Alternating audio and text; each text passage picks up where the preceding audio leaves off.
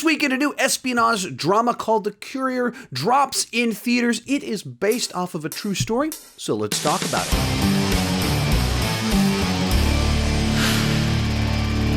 The Courier tells the story of a British businessman who's recruited by MI6 to transfer information from a Soviet informant to the government during the Cold War. So this is a movie that I saw the trailer for and thought, oh, that looks pretty interesting, and had absolutely no knowledge of the real life events that it was based off of. So I was pretty excited to check out the film. If you've seen it, let me know what you thought down below in the comment section. Did you love it? Did you hate it? Are you somewhere in between? And let's get started talking about the good. And right off the bat, you have a great set of actors telling an inherently compelling story.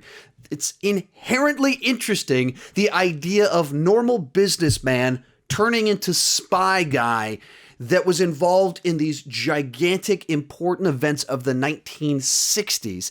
And so immediately you're kind of hooked in of just seeing, like, how is this going to play out, and seeing real spy stuff. Nothing in this movie is attempting to sensationalize things or turn it into a James Bond movie. In fact, they crack a couple jokes about darts and stuff like that in devices.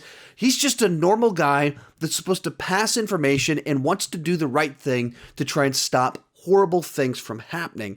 And so you see how spy stuff actually plays out, how people are recruited, and the choices that have to be made in order for espionage to take place in this fashion. It's also a movie that, as it went along, it got better and better and better. At the first part, because it's so mundane, normal life, totally normal guy, it doesn't necessarily have those immediate hooks to draw you in, but you're kind of like, okay, I know this is going to go somewhere interesting, so you're paying attention to see when things go into motion, and then you hit a point in time where it just kind of clicks, and then you're kind of stuck waiting to see, how is this going to play out? What's going to happen to each of these characters? Who's going to get caught? Are they going to stop things in time? And you just get hooked to it once things get in motion. And I didn't really know what to expect going into it. I was thinking it was going to kind of tell one type of story. And especially as you got into the second half of the film, it turned into something very different than what I was expecting. Having no knowledge of the real life people, I didn't know that that's where this was headed whatsoever. And so there was a lot of unexpected twists and turns, and it plays out in such a realistic fashion because obviously it's based on reality, in which case that's compelling in an entirely different way than big sensational spy movies, because you're seeing the actual politics that go into people being saved, rescues, what spies can and can't do, who can and can't do things, and the sacrifices that individuals, informants, everyone makes in the process to do all of this stuff. So all of those details I thoroughly enjoyed about it. Benedict Cumberbatch once again establishes himself as a fantastic talent. You know, he's been known for doing Doctor Strange and some of these more high-profile roles over the last several years. So it can be easy to forget that when put into a serious drama, he has those level of chops. And especially, once again, as you move into the second half and the positions that he's put into, the scenarios that take place, you see his A game, and just a phenomenal job.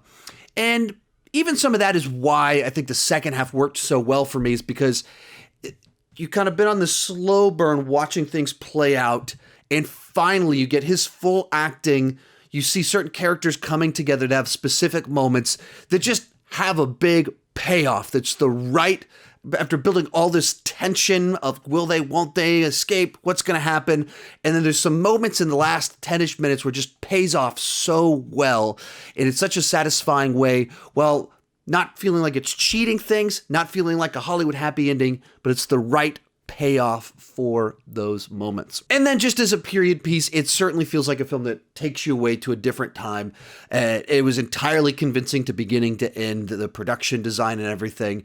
You felt like you went back 60 years into the past for this adventure that was taking place. From there, let's move on to the bad. And the big thing that comes to mind is somewhat what I mentioned before, is that the first half of the film is pretty slow. since they don't sensationalize the characters or the scenarios, you kind of have a very normal, average person doing very normal, average business stuff. And so he just sets up new office and meets some people and shakes some hands. But it doesn't have that immediate sense of like excitement or that flash, nothing that pops about it. Even though you know that's coming, you know, all right, at some point in time, this is going to get a lot more complicated. But it takes a while to get there. And so it's certainly, you could feel a difference in the level to which it engaged me once we got into the second half of the film. Other thing about the movie that kind of held it back a little bit for me is that because it's covering several different, the passage of several different years, it can feel like it just sets something up and moves on to the next thing. And that happens and it moves on to the next thing until we get to like this middle section. And then it kind of plays a little bit more smoothly. The section towards, I don't know, 50 minutes to an hour and 20 minutes, that plays pretty different than the first hour and the last 20 minutes. And the last 20 minutes made sense with the way they were telling the story, but the first 50 minutes, once again, felt like they were trying to cover a lot of stuff, set everything up to get to the interesting stuff as quickly as they could.